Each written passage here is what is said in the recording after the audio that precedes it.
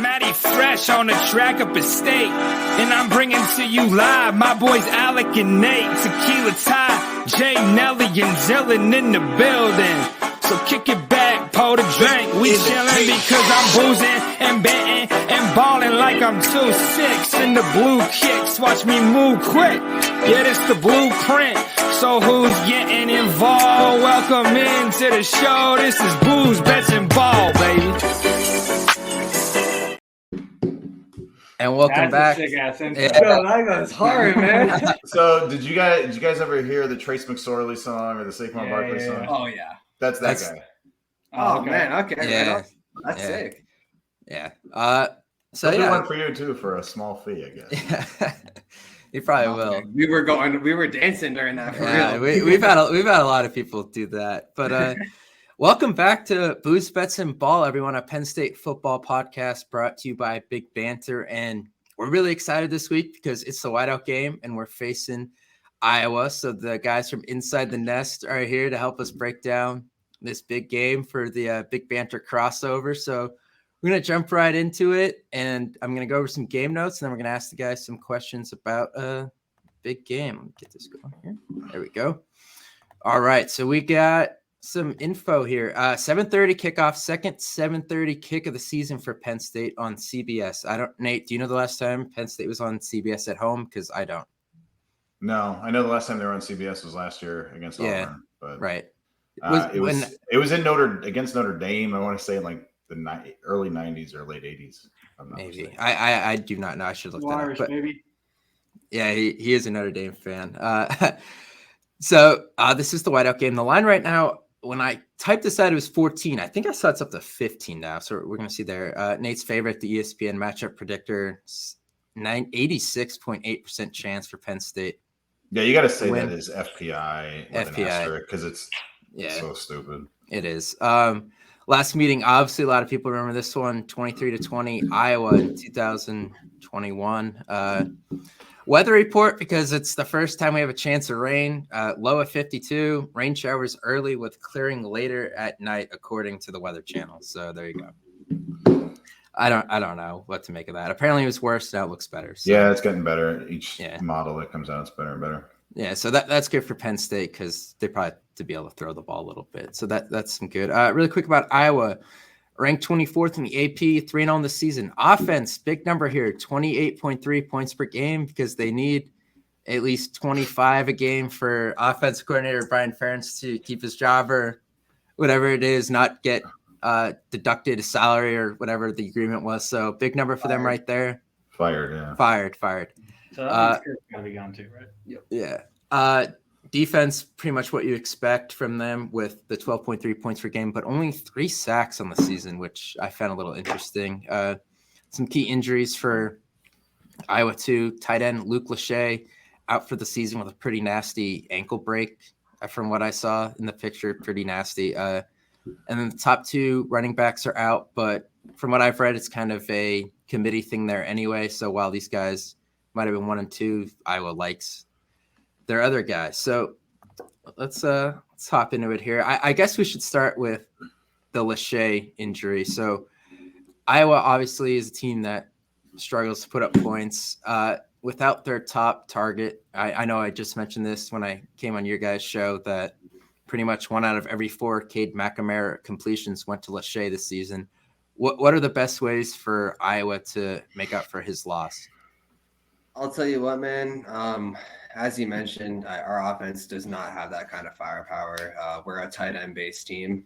I think we're going to have to work with the fact we had to go into the transfer portal this season. So guys like Caleb Brown from Ohio State, guys like Seth Anderson from Charleston Southern, and, guys like Eric All from Michigan, who have actually played in that environment before. Yep. We're gonna rely on guys like that who I don't know if it's gonna be easy for them to get open against Penn State, given how talented their secondary is. But it's gonna come down to that. Our tight end, I like to believe that we're tight end you, so we're gonna have to rely on guys who haven't played a whole lot, but I think have the talent to do so. Right. It's gonna be a toss up there. So it's gonna be a dogfight. A lot of guys who haven't seen the ball a lot, like you said, 1 in 4 completions are to Lachey. So the first game we had a lot of drops. I'm hoping that we can kind of find our receivers and come down with it this game. The only one I know that actually has played against Penn State officially as a receiver is Nika Ragaini. And he has had a touchdown before, and that was the game sealer. Yep. So we're gonna have to really rely on some experience and some transfers there, and that's asking a lot. Yeah, Nico Reganey, I guess he gives me my nightmares from the 2021 game. He sealed that. And I think what you're commenting on tight end that's unquestionable. Iowa has had the strongest tight end room and made the most of it in the NFL out of probably any school for the last several years. So there's no reason to think that they can't now. But with Lachey going down, that's something definitely. I saw something the other day or today too that said it was on the Rivals board that said McNamara got a little bit aggravated in his injury at the beginning of the Western Michigan game, and people are stupidly saying to sit him, which is terrible. But how much did that affect him through the rest of the game, and do you see any of that continuing? I think if you want to be kind of a box score manager there, you can really tell. You look at his stats that game, and they will not blow you away by any means. If you were not able to watch the game and you looked at that, you'd think that, wow, this guy has to be injured, or man, this guy is really just not in sync with the offense. And being that I watched every play, it really just felt like he wasn't on sync. It wasn't as much as an aggravated injury. It just felt like everything was out of pace. Everything was, out of cue. So I do think it does have a little bit of play there. I think people, especially Iowa fans, are making it more of a dramatic thing. I just think he did not play well at all against Western Michigan. And not that they're some high-powered defense. We all have our bad games, I guess. That's not an excuse. But I don't want to use the injury as that, being that a lot of these throws were into double coverage. That's not on your lower half, in your brain. So I try to be realistic about that. But it seemed to be a big factor among Iowa fans. A lot of people do want him to sit and want to see our backup, which is really bizarre to me. Against Penn State. Yes. That's the dumbest thing I've ever heard. I know. It's not right. So yeah. Well, if you followed Penn State for any amount of time, you would know that backups coming in typically light us up and it's really bad. So it's that same experience. Yeah, and Alec mentioned defense, stout as always. Defense is scoring points. Who do we need to look out for on defense? Maybe on the defense, in one at each level, defensive line, linebacker, and secondary. Okay, so on defensive line, I'd have to say you have to look for the veteran. His name's Joe Evans. He's number 13. I feel like most Iowa fans want to tell you is Deontay Craig because he's the hottest name on the market. But I've watched Joe Evans enough to know that he's a veteran. He doesn't have a wide plethora of these rush moves, but he gets pressure and he can get sacks. I think he got his first sack last week, which is pretty sad. But I think he's someone that you got to look out for. He's consistent, a pressure guy. So whether he's getting the sack or not, it's someone you got to look out for. On the secondary or on the linebacker level, Jay Higgins. This guy is a first-year starter. He's filling in for Jack Campbell, and I'm sure you guys are familiar. He's pretty good. He went first, so I think he learned a thing or two. He's averaged quite a bit of tackles in all these games.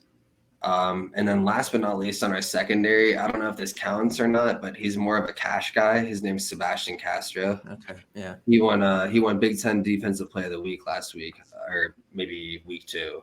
Not Coop.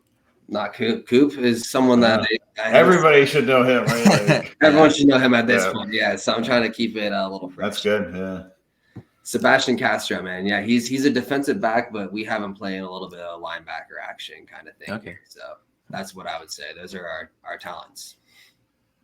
Gotcha. I do want to go back to the offense really quick for a little bit because obviously we're talking about how McNamara might be a little banged up, and I'm interested to kind of hear about the Iowa offensive line because Western Michigan had 4 sacks this past week. I know I mentioned to you guys, Penn State's 3 starting defensive ends have a combined half a sack this season somehow. And I was saying, I feel like this might be the week they get going. Does Iowa have the horses on the offensive line to slow those guys down and keep McNamara upright, which pretty much he needs to be if Iowa wants to stay in this game offensively? Oh, absolutely. You're correct. I think our left tackle is our best offensive lineman. And in most cases, you'd say that makes you feel comfortable. But outside of that, it really is not impressive by any means. Our right guard, Connor Colby, has been, by PFF grades, grading out pretty well each week. And from what I'm watching, I'm actually pretty impressed with him. But outside of that, we have a lot of newbies. Our center is a second-year starter, but he was not having it last year. He was out of sync. We were false starting all the time due to just miscues there, bad timing. So as far as keeping Cade upright, I think that's going to be a huge challenge for us. I know you mentioned that Penn State doesn't have a whole lot of sacks, but they're going to be coming hard. I don't mean to mention another little Cade segment there. They're going to be tough to keep. They're going to be tough to keep away from him. I think Mason Richmond is our only hope. So whoever is lined up against him, I think is going to have a little bit of a tough day. But our right tackle, it's a field day, man. I'll tell you that. He's struggling this year. We're pretty wide open. We're running a lot of different. We run a lot of different cycles of guys, I should say. So. It's going to be tough. Iowa last in the Big Ten in tackles for loss allowed, which is shocking to me. That's very un-Iowa. Yeah, they've given up 20. Michigan is first with 7 allowed, and Penn State's at 11 through 3 games. So it's just not what you would expect from an Iowa offense, right? They're going to move forward, but maybe slowly, but they always move forward. Defensively, the lack of sacks and lack of kind of tackles for loss there is maybe less surprising, right? Because they are a keep the other team in front of you kind of defense and not give up the big play. And, eventually they generate turnovers and they score points off of those. So that's less surprising, but the tackles for loss and sacks allowed are somewhat surprising to me. Oh, absolutely. I mean, we're working with a lot of new guys this year, and that's not an excuse by any means, but it has been concerning through these 3 weeks at this point, and Penn State's going to be a tough ride. I know that their offensive line is no joke, and I know we're going to have our work cut out for us on our own defensive line. So getting any kind of tackles for loss is going to be a problem for that. Like you said, we like to play keep the defense in front of us kind of game, but that only works to a certain point. So we'll see how that works. Yeah. So I know we kind of mentioned this in the intro, but obviously Iowa needs to average 25 points a game throughout the season for Brian Ferentz, the offensive coordinator, to keep his job. Have you seen through 3 games? I know Penn State's been the same way. Teams don't give out a lot of the playbook the first 3 games because most of the time those games are winnable games. And even if they are somewhat competitive games, they just find a way to keep it vanilla, but still, easily win, and maybe not by as much as they could have if the whole playbook's open. But have you seen, I don't want to say desperation, but more creativity out of the Iowa offense so far this year, trying to do different things, to put up more points? I know they benefit from the fact that defensive points are counting towards this number, but have you seen more of a level of, I don't want to say desperation, but that's kind of the word I keep coming back to. No, I know what you mean though, completely. It's a little bit of yes and no, and I know that's a god awful answer, but the way we came out of the season is the first play of the year, second play of the year, we threw a deep ball to Seth Anderson. There's two transfers that just connected off the second play, and it was a deep ball, and I was like, this is so on Iowa. Like we're going to have a great year this year. And we kind of really regressed ever since that play. I'm not going to lie. And it was a big blown coverage. It was a huge blown coverage, absolutely. And we're playing Utah State, who is no, powerhouse on defense. But I don't want to say I've seen a lot of desperation from him. I've seen a lot of blame put on him. Mm-hmm. But more or less, I feel like that's lack of execution from our guys. Mm-hmm. I know that he gets the brute end of that, and that's kind of sad. I just feel like I'm no Brian fan, but a lot of passes have been overthrown, underthrown, intercepted, and that's not Brian's Yeah. decision there. So while I don't agree with all of his play calling throughout this year, I think that I haven't seen any brutal play calls throughout. Whereas last year and the year before, man, I was like clawing my eyes out on some of these plays. So Yeah, and I mean, at least now he can kind of rely on Cade, who's got experience, succeeded last year with Petras. I mean, the dude couldn't hit a 5-yard pass. No, he really struggled. It was no secret to anyone, especially in the Big Ten, that this guy was not talented. But I mean, shoot, sometimes you got to do what it takes, and I think right now we have a quarterback who can do what it takes, and I think Brian knows that. So I think our playbook is going to stay pretty vanilla even throughout this game. All right, so interesting to see there. You got any more questions, Nate? No, I have comments. Like I'm always deathly afraid to play Iowa. Right? Right. Yeah, I was going to get into that now. Yeah. Yeah. You go ahead and start. I was just going to say, obviously 14, 15 points is a lot for a line. Playing in the whiteout is a lot at night at Penn State. I know there's some easy answers to this, but what are some things that Iowa has to do to not only, stay in this game, but pull off the upset to kind of have an Iowa-esque game that they always seem to have? And again, I'll give you one answer that's pretty obvious, but we have to do, and this isn't a blow to Penn State by any means when I say this, but we have to do what Penn State did we can't do what Penn State did against Iowa by giving up, false starts. I remember watching 3 in a row. Mm-hmm. I was live at that game. It was awesome. Yeah. But being in this atmosphere, man, it's going to really affect our inexperienced line. I'm hoping that we can stay the course. We can't be giving up extra yards, 1st and 15, 2nd and 15, anything like that. That's going to really deplete this offense that already is struggling. So things like that. I really don't know if there's much I can say outside of that, because I've been to a whiteout before and I've watched it, and we got destroyed at the whiteout I went to. I think it was 2018 or something like that. And 2018, it was raining. So 2016, it was 16. They had the second whiteout, right? Yeah, that's what it was. Yeah. 2018, something like that. Sorry, I got my years. No, you're good. You're good. I remember every Iowa game because they always suck. Most of the time they suck. So. Oh yeah, no, this one was a blowout. My old man and we rolled out there, and it was just that's the only one that was a blowout. Yep. Yeah, and so 2020 we got we can avoid. Yeah. Oh yeah. From just that standpoint, just keeping the huge plays. I remember in that game, there were so many over the top. And like you mentioned in our podcast, there were a couple of tight end plays over the top of our defense that were just way too easy. And so I'm hoping for this game in an electric environment where it's so loud, you can't give up a play that's going to make it louder, So that sounds obvious. That sounds pretty, shouldn't say easy to do, but should be our game plan, is to limit any big play. And that's what I kind of thrive our defense on doing, but it's easier said than done, especially against a team like Penn State, who is good. Yeah. Penn State, the last whiteout at Penn State, besides the 2016 one, Penn State was ranked 5th and played Iowa. 4th game of the season. Iowa won 21-10. That was 2009. So it is not unprecedented for Iowa to come in on a whiteout. Adrian Claiborne. And Penn State had a 60-yard touchdown on the first drive. I thought. Yeah, they did. I remember exactly where I was that game, and I'm sad about it. So trust me, I did too. It's not out of the question, right, to see an Iowa team who maybe comes in as an underdog and pull off the upset here. So take nothing for granted around here. Definitely. All right, Connor, why don't you tell everyone where we can find Inside the Nest? Oh, man. Okay, so you can find us on Spotify. It's pretty standard, Inside the Nest. Our Twitter handle is going to be at Inside the Nest 0.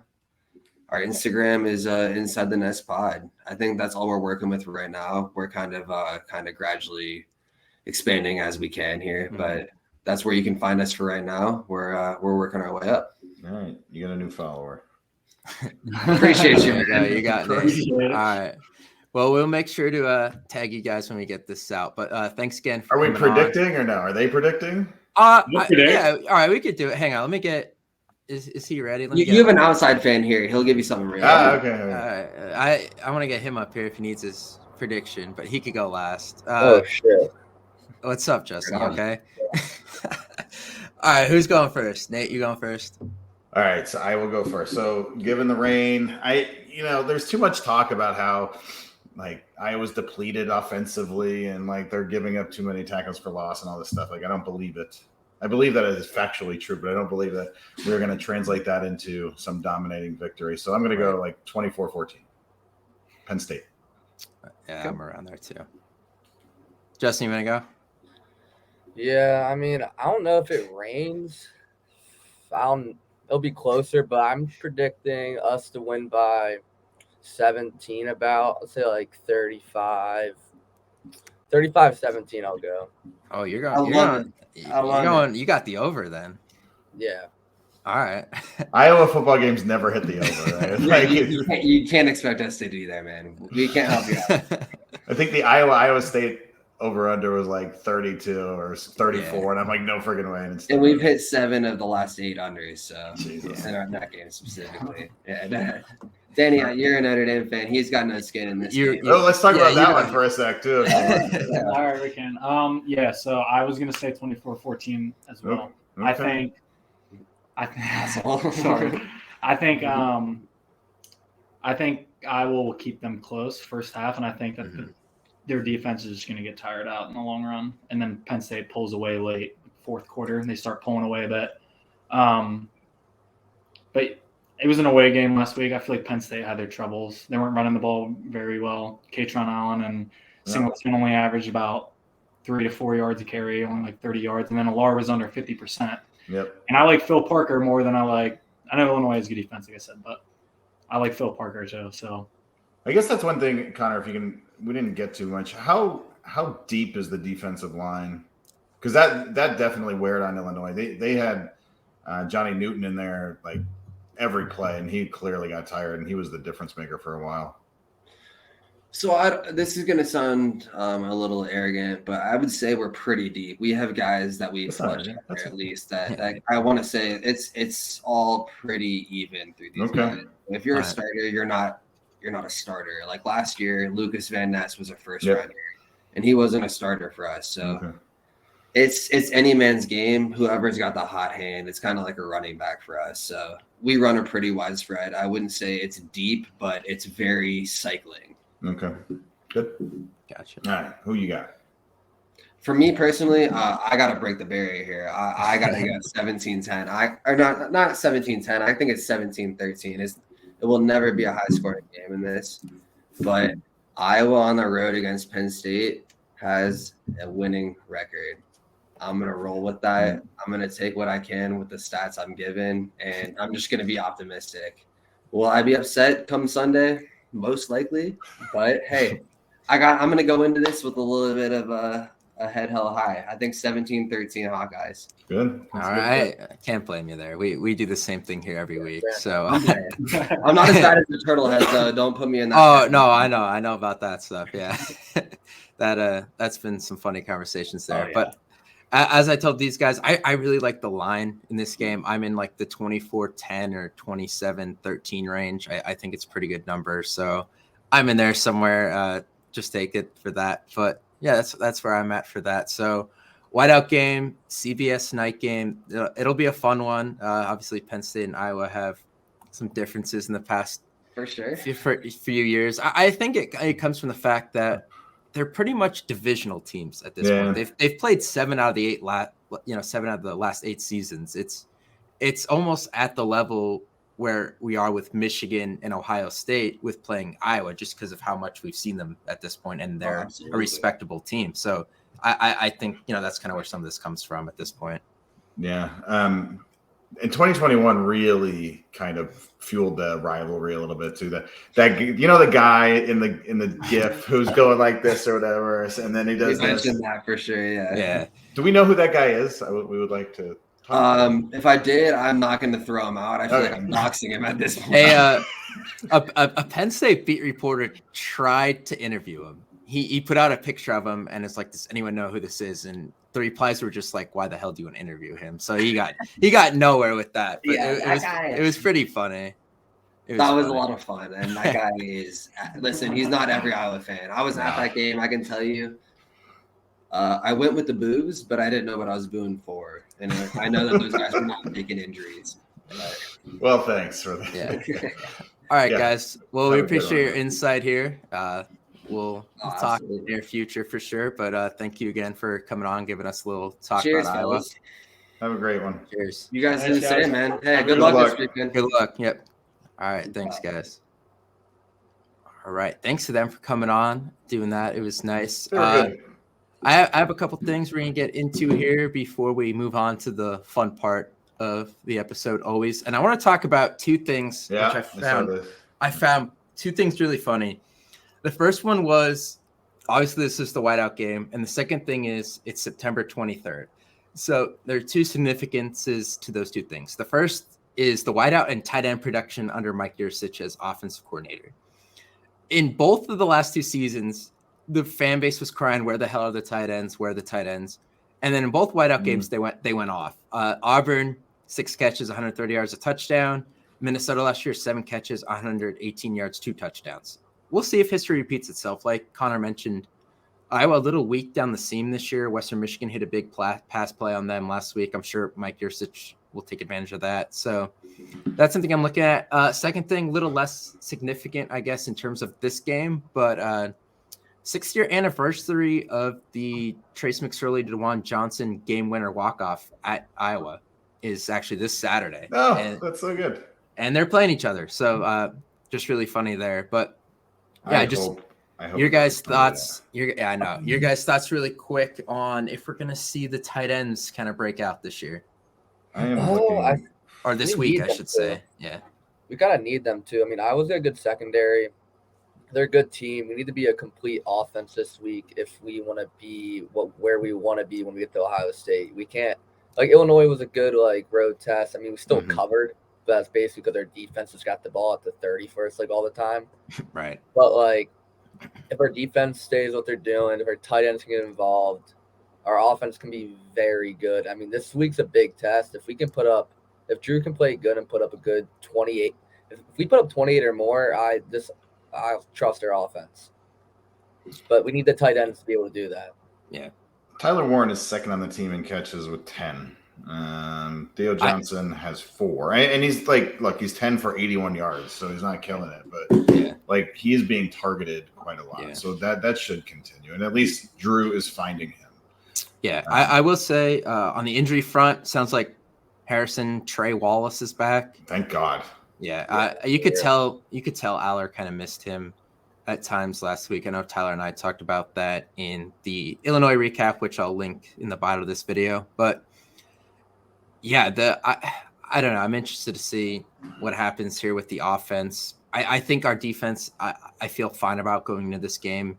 I really would be surprised if Iowa went over 14 offensive points. Yeah. Explain to me why this is a different game than the Whiteout last year with Minnesota. Yeah, they're the same team, right? And if anything, Minnesota had a better defense, or I'm sorry, a better offense. Yeah. Recency bias, maybe, just based off of how other Iowa games have gone. Yeah. I see what you're talking about. They're going to be run first. They're both run first teams. Yeah. Minnesota had a more prolific pass game going into that game last year. Minnesota was one of the 2 or 3 best defenses in the Big Ten. They were highly touted going into that. Yeah. And it's coming into a Whiteout where it's kind of a revenge game. That one for the 2019, this one for 2021. There's a lot of parallels between the two, I think. Right. Yeah. No, I do see that for sure. And we killed them. So yeah. All right, let's get to this. Tyler, unfortunately, cannot make it right now, but I'm going to take over for him here because he sent me this. So drink of the week is the strawberry beergarita. So 6 ounces of the light beer of your choice, 2 ounces of strawberry moonshine, 2 ounces of margarita mix, and a lime wedge to garnish. So there's a lemon in that picture. I guess you make it a lime instead. That's what he told me. I don't know if I would drink this. I'm going to be honest with you. This sounds pretty good. I don't think it needs to be strawberry personally. Like, Yeah. So down here in Texas, people will get light beer or whatever with like lots of lime juice. And what is margarita mix if not a bunch of lime juice and sugar? Yeah. And it's pretty much the same thing, right? It's called a chelada, right? Very, very delicious.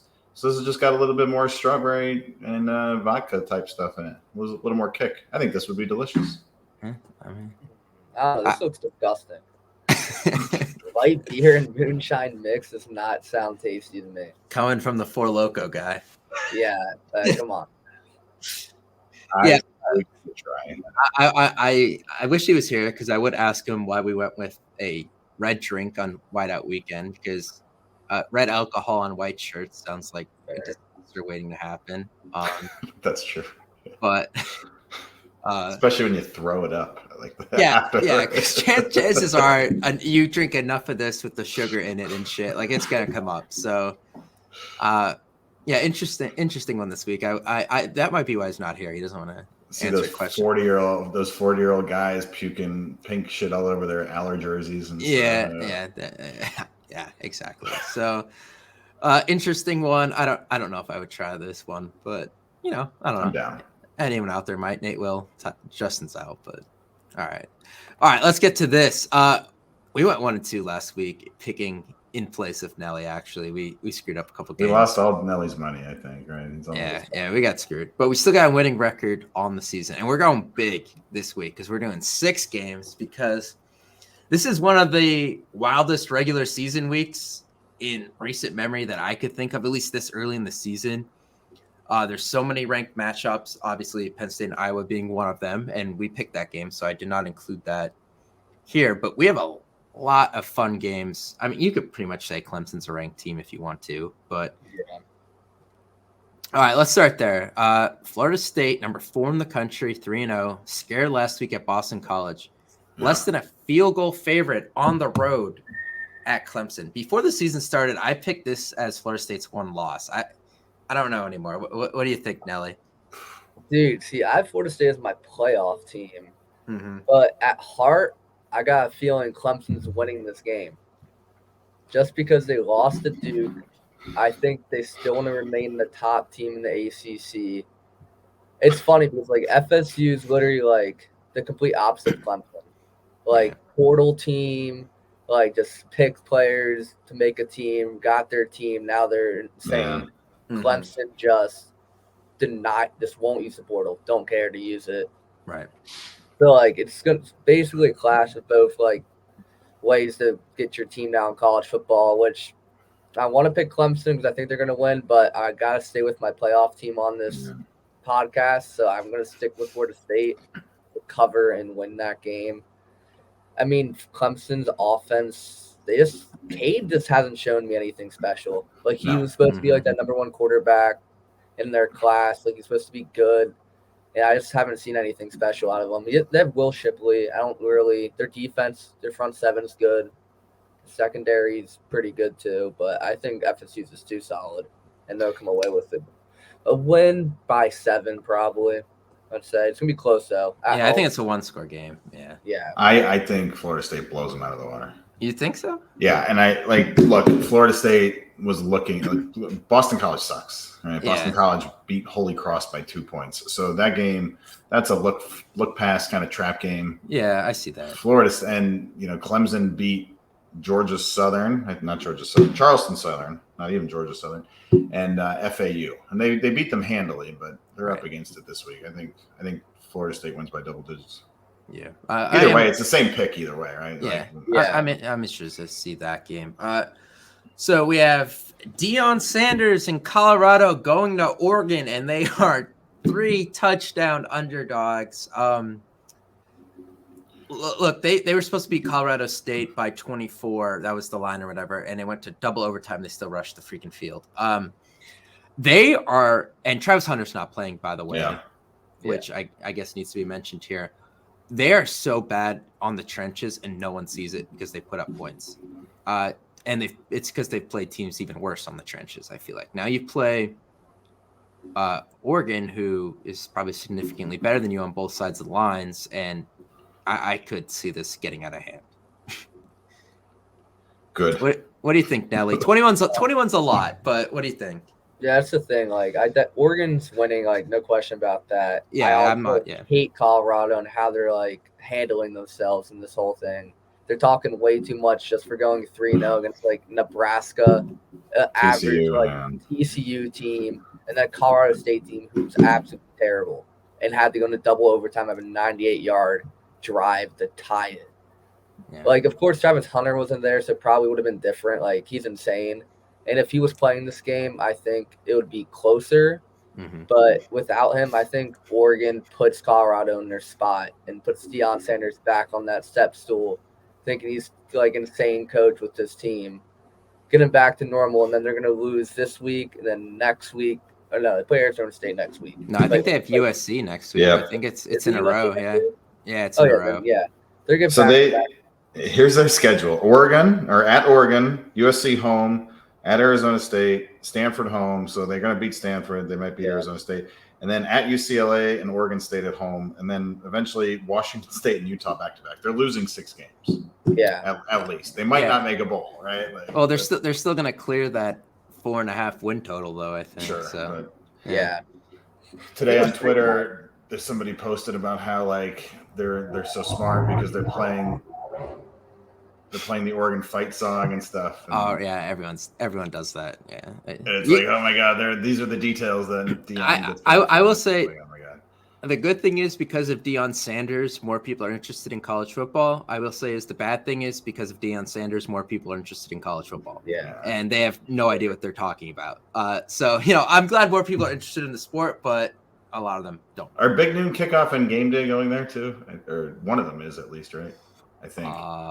Well, someone's going to Ohio State. Big noon. I think. Game day is going to Notre Dame. Yeah. Okay, good. Yeah, it's probably big noon. Yeah. All right. Here's an interesting one. UCLA just named 5-star freshman Dante Moore their full-time starting quarterback. They are going to Utah, and they are 4.5-point underdogs. What do we make of this? Is Cam Rising a thing? That's what I was about to ask. Is he playing? Like, I haven't heard of him in so long. I don't know. Talk about it. I'll look it up. I mean, at Utah, I don't really know much about it. I know Dante Moore showed a lot the last game. He put on a show. I think he will be good for UCLA. But Utah is still a very solid team. They were projected to be a very good team. They are right now. So I think I'm just going to have to ride with them at home. 4.5, yeah, like, it's so small. Like, when it gets to, like, under, like, 5 points, I'm just like, if they're going to win, it's usually going to be more than, like, 4 points around there. So I think I'm going to take them to cover at home. UCLA is the number 1 scoring defense in the Pac-12. Utah is second, but UCLA has played Coastal Carolina. They won 27-13, San Diego State, and then North Carolina Central. So they haven't really played anybody. No, Utah's been way more. Tested. Yeah. I will say on Cam Rising really quick, Kyle Whittingham said Cam Rising practiced today and did a quote-unquote a great job with the team, but they won't know more for the next 48 hours. They won't make anything public. So there you go. We don't know then is probably the best answer. So I don't know. You want the Big Ten. You got to root for the Big Ten here. So UCLA. Yeah, I guess that's true. Weird to say, but yeah. All right, here we go. A good SEC matchup with Lane Kiffin going to see Saban. Bama a little less than a touchdown favorite here, 6.5. What do we make of what's going on here? Because the Alabama quarterback situation made absolutely no sense, and I'm convinced that Jalen Milroe was suspended last week because nothing else really makes sense as to why it was Tyler Buckner and Ty Simpson the entire game, and they struggled, and then all of a sudden they're back to Jalen Milroe. You can't tell me he wasn't suspended or something. The conspiracy theory is that Tommy Rees wanted Buckner to play. Saban gave into it, showed that he sucked, and now they're bringing Milroe back for Saban to show like who the boss is. I just don't know why. Like, go to Ty Simpson then. Yeah, like if you try the other two and they didn't work, Simpson won you that game. I don't know. But Nelly, what do we make of Bama? Are they getting upset here by Ole Miss? Nope, I'm not distrusting Alabama until I have to. They had a terrible game last game. Not gonna lie, but like Milroe, I like very athletic quarterback. He's shown flashes that he can be good. I think with all the talk going about Bama losing to Texas and then barely winning last week, I think Saban will have their guys ready. And it's at home. I don't see him losing the two coaches that used to coach with him at home Yeah, this that's a good year. point. I think he'll win this game. I think they're going to make a statement and they're going to cover. Yeah. I think it'll be closer. I think they cover, but I don't think they blow them out. All right, we got the Pac-2 game, and I forgot Washington State's ranked 24th. Sorry that's not on there, but Oregon State is a 3-point favorite at 24 Washington State this weekend. Oregon State with DJU, a really good offensive line. Washington State obviously handled Wisconsin a couple weeks ago at home. I don't know a ton about either of these teams, but Oregon State being a road favorite, I don't know. I respect that, I guess. Go DJU, go Beefs, I guess. Yeah. That's where I'm at. I'm thinking these are two cities you will never go to in your life. You'll never go to Pullman. You'll never go to Corvallis. So I don't know. Beaver Stadium's rooting for the Beavers. That's I'll leave it at that. I don't know much about this game, honestly. DJU, I'll ride with him here. All right. Probably our favorite game to talk about. Ohio State is a field goal favorite at Notre Dame, and I absolutely hate that this game is on at the same time as the Penn State game. Because I will be at the Penn State game, and Nelly, I know you will be. And we were not going to know shit about this game until probably the next morning. So what do we think happens here? Because I don't know what to make of either of these teams right now. Notre Dame's pretty much blown everyone out. Ohio State, for all their struggles, quote unquote struggles, still undefeated and like top 5 in every metric in the country. So yeah, I mean, I was thinking Notre Dame was going to win coming into this week, and then Ohio State put up a lot of points last week against a bad team, of course. But I think that's going to spark their offense, give them a little bit more confidence after the first 2 weeks when they didn't play good against Indiana, and then not barely beat, but like 28 points against Youngstown State is not impressive whatsoever. Mm-hmm. So, and honestly, like being a Penn State fan, I know everybody wants them to lose. Like, I know we were talking about this in the chat. Like, I want them to win. Like, I want to be the one to knock them out. Like, if they lose, I think they'll have more fire within the team because they know they can still win the conference and go to the playoffs. They just need to win every game. Yeah. So I want them to win because I think it'll help us no matter what. And I think they'll win because I think Marvin Harrison hasn't been that great this year. No, last game he came out a little bit, but before that, he was quiet. I think this is the game he's going to put the world back on notice again, and I think he'll have good 2 touchdowns, 150. I think they'll have a good game, and I think they'll win at Notre Dame and cover. He was 5 for 126 last week and a touchdown. Kyle McCord, 19 for 23 for 318 and 3 TDs last week. So he looks much better than he did the first couple of games. I guess it's like, as much as you want going into the season Ohio State to be bad, they can't be bad.